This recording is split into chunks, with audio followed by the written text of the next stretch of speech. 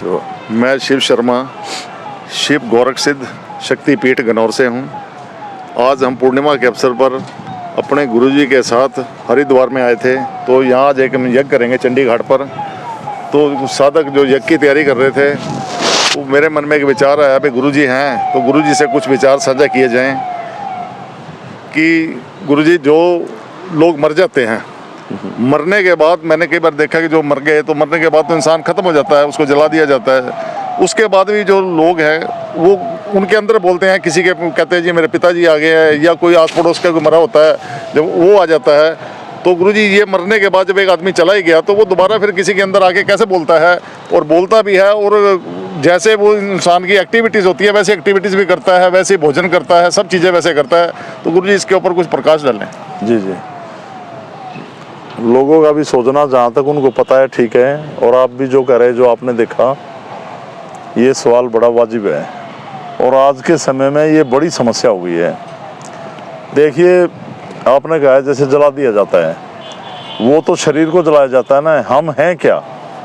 हम एक आत्मा है, जो हमारे अंदर बोल रहा है वो एक आत्मा है, जिसकी गति से हम चल रहे हैं वो एक आत्मा है, और हम जिसकी शरण में हैं वो परमात्मा है। तो जैसे हम अपना जीवन जी रहे हैं, इस जीवन में हम अपनी इच्छाओं की पूर्ति के लिए दिन भर कमाई पे लगे रहते हैं, अपने काम धंधे में उलझे रहते हैं।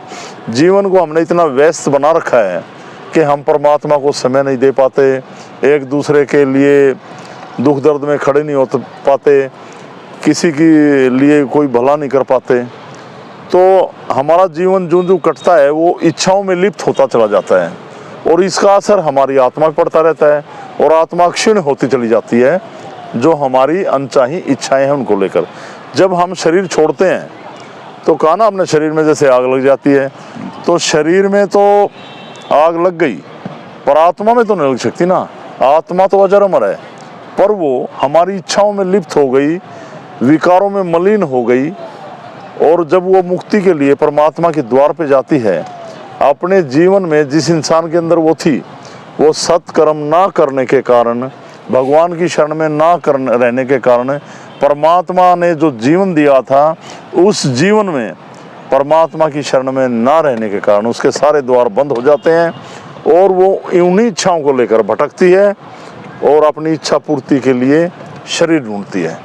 और जिन लोगों की विल पावर, आत्मशक्ति कमज़ोर होती है, उनके शरीर में जाकर अपनी इच्छाएं पूरी करती है।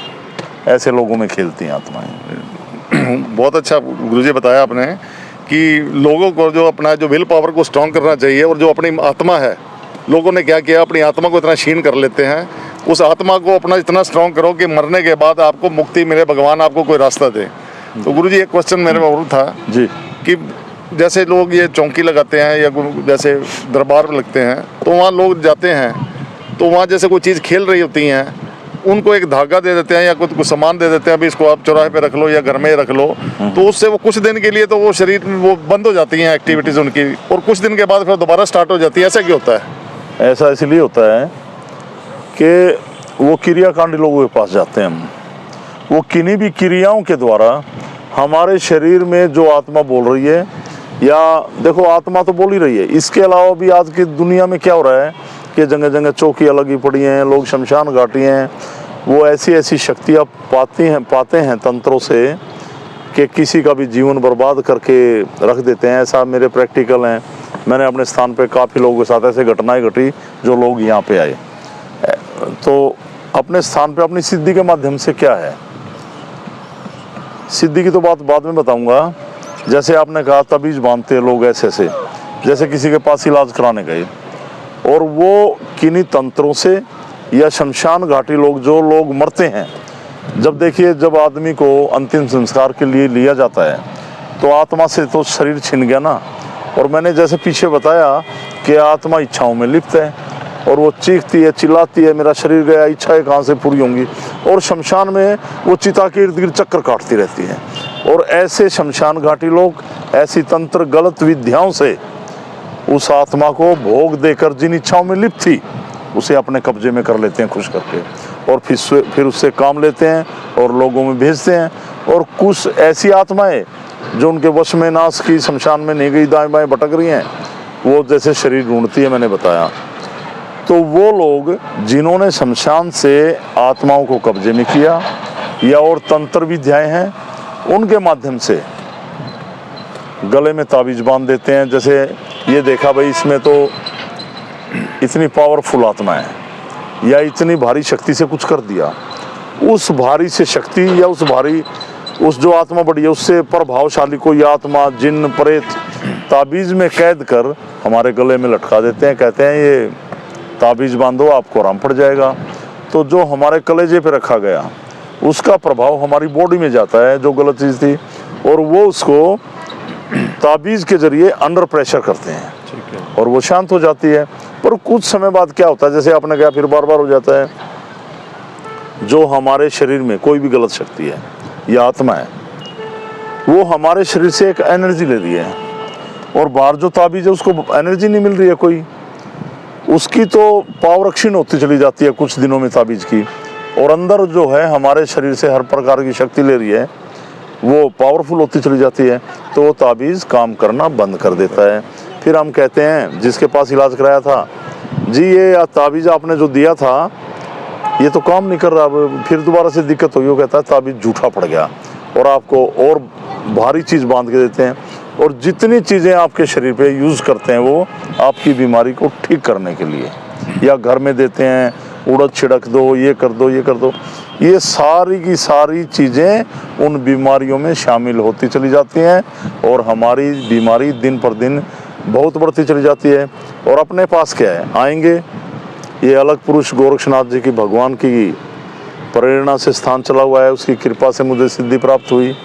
जल, वायु, अग्नि, पृथ्वी और आकाश जब एक जगह एकत्रित होते हैं तो एक अलग समूह बनता है, और जिसकी सिद्धि गोरक्षनाथ जी के पास है, और ये शरीर भी पंच तत्वों का है, यानी कि अलग की देन है, और उसी में मिल जाना है और उसी में मुक्ति होती है। तो शक्ति जागृत कर नाथ जी हमारी आत्मा को वाइब्रेट कर, उस आत्मा बोलती है वहाँ पे और मुक्त हो जाती हैं, और ज़िंदगी भर के लिए, हमेशा के लिए मुक्त, कोई धागा नहीं, तबीज नहीं, और परमात्मा की भी कृपा होती है। बड़ा सही रास्ता है, इसमें कोई गलत अनुष्ठान नहीं। इस प्रकार से उन भटकती आत्माओं का मुक्त होना और हमारे शरीर का एक परमात्मा के माध्यम से निवारण होना और उसकी कृपा पाना। अब जी सुना आपने, जैसे गुरुजी ने बताया कि जो लोग ये तांत्रिक विद्या करते हैं, ये जो टूने करवाते हैं हमारे से, इसमें क्या होता है, ये इसमें हम अपना भी नुकसान करते हैं, अपने बच्चों का भी नुकसान करते हैं, अपने परिवार का, इवन कि टूना करते हैं कि लोगों का भी नुकसान करते हैं, और तो वो पाप के भागीदार बनते हैं। तो हम ये कहते हैं कि इन तांत्रिक विद्याओं से या पखंडबाजों से लोग बचें और कई सही रास्ते पे आएँ।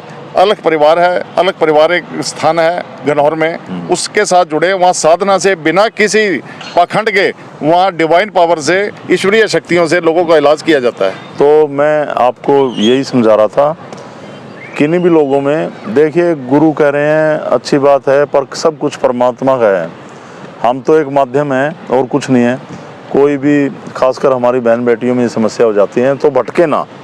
देखो दुनिया अपनी वीडियो डाल रही है, कोई कुछ समझा रहा है, कोई कुछ समझा रहा है, इसमें कोई भी परहेज नहीं है। जैसे कहते हैं मरने में जाओ, मरने में नहीं जाना, ऐसे बच्चे होने में नहीं जाना, इस प्रकार का भी कोई भी परहेज नहीं है।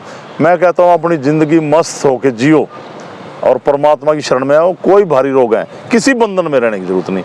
तो मुझे यही संदेश देना था सभी को। मेरी तरफ से ओम अलख प्रणाम और सनातन धर्म की जय। प्रणाम सभी को। धन्यवाद गुरुजी। ओम अलख जी।